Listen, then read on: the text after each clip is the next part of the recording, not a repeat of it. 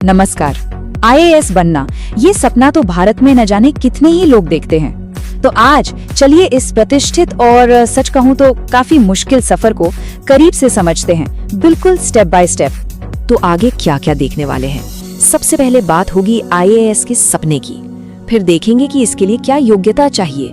उसके बाद हम उस 3 चरण वाली कठिन परीक्षा की बात करेंगे, फिर सिलेक्शन से ट्रेनिंग तक का सफर, एक ऑफिसर की असल भूमिका और आखिर में आगे का रास्ता क्या हो। तो चलिए शुरू करते हैं। आखिर आईएएस का सपना इतना बड़ा क्यों है? क्यों हर कोई इसकी बात करता है? देखिए, ये सिर्फ एक जॉब नहीं है, ये एक मौका है समाज में सचमुच का बदलाव लाने का। और पता है, हर साल हजारों लाखों नौजवान इस सपने को पूरा करने की कोशिश में लग जाते हैं। सोचिए, कंपटीशन इतना तगड़ा है कि सक्सेस रेट 1% से भी कम होता है। यही बात इस सफर को और भी मुश्किल बना देती है। ठीक है, तो इस सफर पर निकलने से पहले सबसे पहला गेट पार करना होता है और वो है एलिजिबिलिटी चेक करने का। ये सारे नियम कौन बनाता है? संघ लोक सेवा आयोग यानी यूपीएससी, जो ये पूरा एग्जाम करवाती है। तो यहाँ 2 चीजें सबसे जरूरी हैं, एक तो उम्र और दूसरा कि कितने मौके मिलेंगे। कम से कम 21 साल की उम्र होनी चाहिए, ये तो सबके लिए है, लेकिन मैक्सिमम एज और नंबर ऑफ अटेम्प्ट्स वो कैटेगरी के हिसाब से बदल जाते हैं। और पढ़ाई लिखाई की बात करें तो बस एक चीज चाहिए, किसी भी मान्यता प्राप्त यूनिवर्सिटी से ग्रेजुएशन की डिग्री। अच्छी बात यह है कि कोई भी स्ट्रीम का स्टूडेंट हो, चाहे आर्ट्स, साइंस या कॉमर्स, सब अप्लाई कर सकते हैं। यहाँ तक कि जो फाइनल ईयर में है वो भी एलिजिबल हैं। तो एक बार एलिजिबिलिटी वाला पड़ाव पार हो गया, फिर शुरू होती है असली चुनौती। हम बात कर रहे हैं उस 3 स्टेज वाले महा मुकाबले की, जिसे सिविल सर्विसेज एग्जाम कहते हैं। तो ये पूरा एग्जाम असल में 3 हिस्सों में बटा हुआ है। सबसे पहले है प्रीलिम्स, जो कि एक तरह का स्क्रीनिंग टेस्ट है भीड़ कम करने के लिए। फिर आता है मेंस, जहां आपके ज्ञान की गहराई को परखा जाता है। और आखिर में इंटरव्यू यानी पर्सनालिटी टेस्ट, जहां ये देखा जाता है कि आप इस जिम्मेदारी के लिए सही इंसान हैं या नहीं। अब ये जो पहला स्टेज है प्रीलिम्स, इसमें 2 पेपर होते हैं। पेपर 1 है जनरल स्टडीज का, जिससे मेरिट बनती है और पता चलता है कि कौन मेंस देगा। और पेपर 2 है सीसैट, जो आपके रीजनिंग और कॉम्प्रिहेंशन स्किल्स को टेस्ट करता है।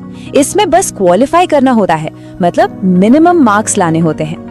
जो लोग प्रीलिम्स क्लियर कर लेते हैं वो पहुंचते हैं दूसरे स्टेज पर, मेंस एग्जाम में। और ये एक बहुत बड़ी चीज है। इसमें कुल 9 पेपर होते हैं, सब लिखने वाले, डिस्क्रिप्टिव। यहाँ आपके ज्ञान और लिखने की कला दोनों का जबरदस्त टेस्ट होता है। और ये नंबर जो स्क्रीन पर हैं 275, ये है आखिरी स्टेज के मार्क्स। जी हाँ, पर्सनालिटी टेस्ट या जिसे हम इंटरव्यू कहते हैं। ये 275 मार्क्स फाइनल मेरिट लिस्ट में बहुत बड़ा फेरबदल कर सकते हैं। और एक बात साफ है, ये सिर्फ नॉलेज का टेस्ट नहीं है। यहाँ पैनल ये देखता है कि आपकी पर्सनालिटी कैसी है, आपके विचार कैसे हैं, क्या आप में वो बात है जो एक ऑफिसर में होनी चाहिए, क्या आप सच में लोक सेवा के लिए बने हैं। लेकिन रुकिए, कहानी यहाँ खत्म नहीं होती। एग्जाम क्लियर करना तो बस आधा काम है। इसके बाद शुरू होता है असली सफर, जहाँ चुने हुए कैंडिडेट्स को एक अधिकारी के रूप में ढाला जाता है। और ये होता है मसूरी की खूबसूरत वादियों में, Lal Bahadur Shastri national academy of administration यानी LBSNA में। ये कोई आम ट्रेनिंग नहीं है, करीब 2 साल तक चलती है, जिसमें क्लासरूम से लेकर जमीनी हकीकत तक सब कुछ सिखाया जाता है। तो इतनी मेहनत, इतनी ट्रेनिंग के बाद एक आईएएस ऑफिसर आखिर करता क्या है? क्या होती है उसकी भूमिका? सच तो ये है कि उनकी जिम्मेदारियां बहुत बड़ी और असरदार होती है। देखिए, एक आईएएस ऑफिसर का काम कितना डायनामिक होता है।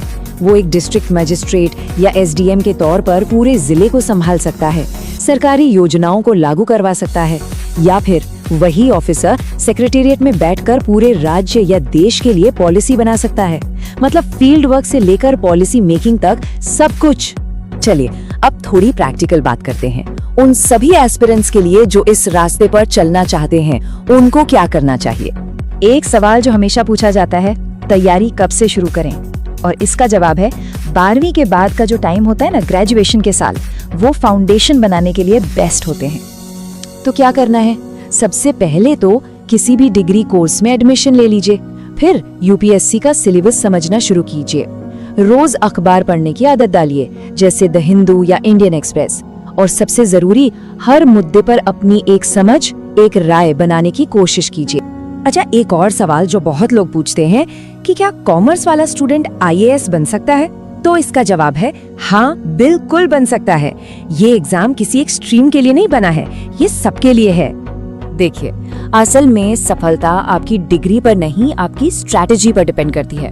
कॉमर्स के स्टूडेंट्स के लिए तो एक फायदा भी है, वो ऑप्शनल सब्जेक्ट के तौर पर कॉमर्स और अकाउंटेंसी चुन सकते हैं, और उनकी जो एनालिटिकल स्किल्स होती हैं वो गवर्नेंस में बहुत काम आती हैं। तो अब इतना सब कुछ जानने के बाद, ये मुश्किल रास्ता, ये सालों का डेडिकेशन, एक सवाल तो मन में आता ही है, क्या ये सफर वाकई में इसके लायक है?